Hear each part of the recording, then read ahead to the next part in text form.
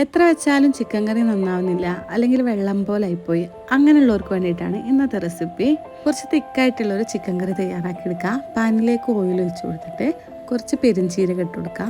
അതൊന്ന് പൊട്ടി വന്നാൽ ഇഞ്ചി വെളുത്തുള്ളി പേസ്റ്റ് രണ്ടും നല്ലപോലെ മിക്സ് ആക്കി എടുക്കുക. ആ പച്ചമണം ഒന്ന് മാറിക്കഴിഞ്ഞാൽ ഇതിലേക്ക് ഒരു വെല്ലുള്ളിയും ഒരു 10-15 ചെറിയ ഉള്ളിയും കൂടി ഇട്ട് കൊടുക്കുക. ഇനി ഇതിലേക്ക് പാകത്തിന് ഉപ്പും കൂടി ഇട്ട് കൊടുത്തിട്ട് നല്ലപോലെ ഒന്ന് മിക്സ് ആക്കി എടുക്കാം.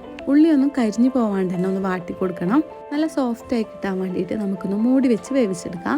ഒരു 2 മിനിറ്റിന് ശേഷം ഒരു തക്കാളി ഇളക്കി കൊടുക്കൊന്നും വേണ്ട, അങ്ങനെ വെച്ചിട്ട് ഒന്ന് മൂടി വെച്ച് തന്നെ വേവിച്ചെടുക്കുക. തക്കാളിയൊക്കെ നല്ല സോഫ്റ്റ് ആയി വന്നാൽ രണ്ടും കൂടി മിക്സ് ആക്കി എടുക്കുക. ഒരു മീഡിയം ഫ്ലെയിമിൽ ഇട്ടിട്ട് വേണം ഇതൊക്കെ ചെയ്തെടുക്കാൻ.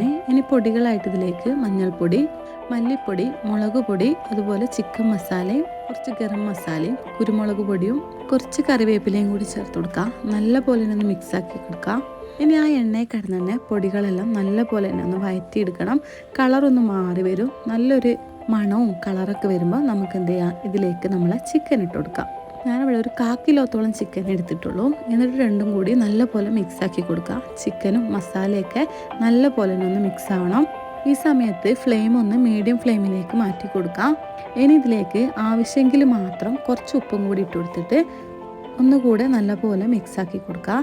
ഇനി നമുക്കിതൊന്ന് മൂടി വെച്ച് വേവിച്ചെടുക്കണം. നമ്മളിതിൽ ഇത്തിരി പോലും വെള്ളം ചേർക്കുന്നില്ല. ആ ചിക്കൻ തന്നെ വെള്ളമൊക്കെ ഇറങ്ങി വന്നോളും. ഒരു 2-3 മിനിറ്റിന് ശേഷം മൂടി തുറന്ന് എല്ലാം കൂടി ഒന്ന് നല്ലപോലെ ഇളക്കി കൊടുക്കണം. അടിയിൽ നിന്നെല്ലാം ആ മസാലയും ഇതൊക്കെ കൂടി മിക്സ് ആക്കി കൊടുക്കണം. എന്താ വെച്ചാൽ ചിക്കനിന് വെള്ളം ഇറങ്ങി വരുമ്പം അത് അടിയിലേക്ക് പോകില്ല, മേലേക്ക് മാത്രം നിൽക്കും. അപ്പോൾ എന്ത് ചെയ്യുക, അടി കൂട്ടി നല്ലപോലെ തന്നെ ഒന്ന് ഇളക്കി കൊടുക്കുക. ഇനി ചിക്കൻ വെന്ത് കഴിഞ്ഞാൽ ഇതിലേക്ക് കുറച്ച് മല്ലിച്ചപ്പും കൂടി ഇട്ട് കൊടുത്താൽ നമ്മൾ കറി റെഡി ആയിട്ടുണ്ട്. നല്ല ടേസ്റ്റാണ്.